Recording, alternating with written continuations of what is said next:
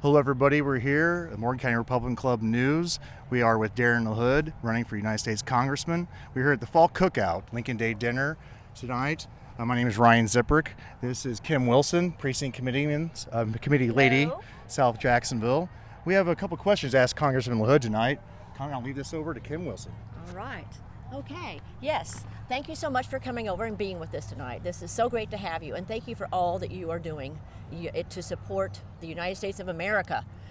My first question is, with all the discussions going on in Washington, D.C. right now on the debt ceiling and infrastructure spending, can you briefly break down a few components of the $1.5 trillion infrastructure bill and the $3.5 trillion reconciliation bill that you strongly disagree with, which we're thankful for, and why, and examples of the negative impact on the U.S. debt and American families? Thank you. Yeah, thanks, Kim, and thanks, Ryan. Appreciate it very much. And let me just acknowledge all the great people in Morgan County here and the great Republicans. This is a county that's been so good to me in my time in Congress over the last 6 years, and I'm grateful for the great people here, for your values and what you stand for, and great to be at the Cookout here tonight, celebrating our Republican values. To your question, Kim, a couple things. First of all, this $3.5 trillion bill, we have a new term in Washington: human infrastructure, social infrastructure. These terms have never been used before. It's basically socialism on steroids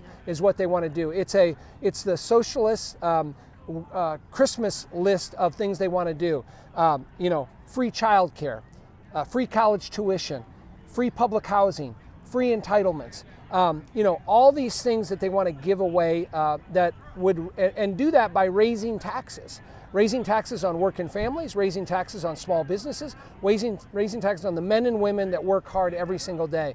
So it is terrible for the country. Now, thankfully, we've stopped it for now. They wanted to vote on it last week. They couldn't do it.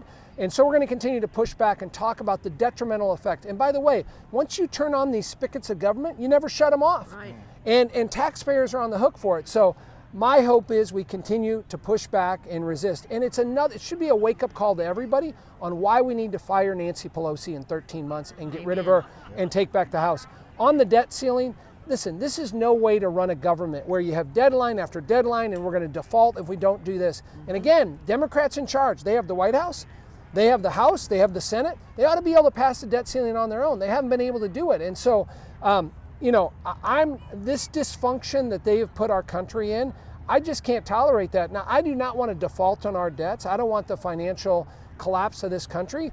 So listen, they ought to do this on their own. They own that, and I'm going to continue to push them that. Let me just mention on the hard infrastructure bill, which is, we can all agree on what regular infrastructure is. It's roads, it's bridges, it's rail systems, it's airports.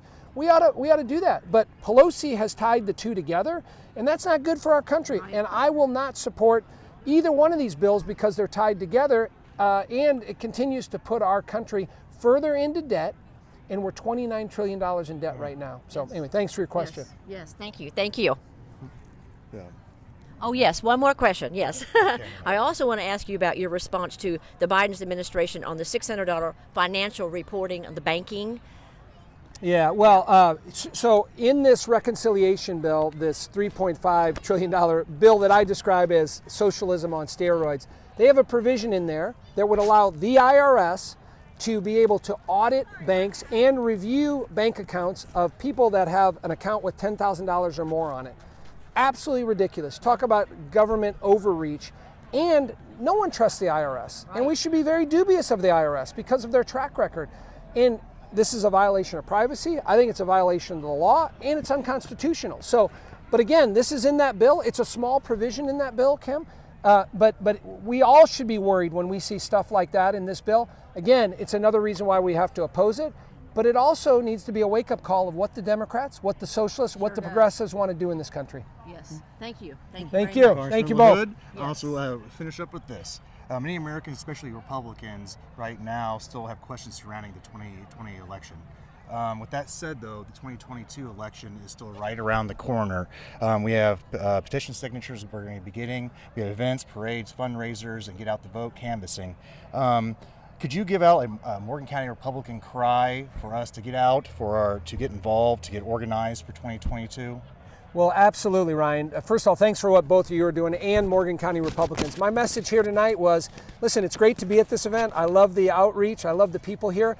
But it's what we do after we leave here. And what's at stake with this country, with Joe Biden in charge and Nancy Pelosi and Chuck Schumer, should be a wake-up call for all of us. And so what it takes is, over the next 13 months, it's helping out at the grassroots level. Maybe it's writing a check. Maybe it's putting up a yard sign. Maybe it's getting on social media, getting involved in a campaign. We have great opportunities this next election, right? With beating J.B. Pritzker, beating Tammy Duckworth here in the state of Illinois, but also on the national level, winning back the House and firing Nancy Pelosi by good recruits. And so there are lots of opportunities, but it ain't going to happen by magic. We got to be involved. We got to have grassroots, like we did in 2016 when President Trump won. Yep. Get those forgotten voters out there and remind them of that. So I look forward to standing shoulder to shoulder with you here and the other Republicans in Morgan County to win in 2022. Let's get it taken care of. Thank you, Congressman Thank Hood. you. I'm going to take it back. Thank you, everybody, for attending. Thank you, Congressman Hood, Kim Wilson, Thank you, and we're Thank cut you. out. Thank you very much. God bless. Thank you. Thank you. All right. Yeah, sounds good.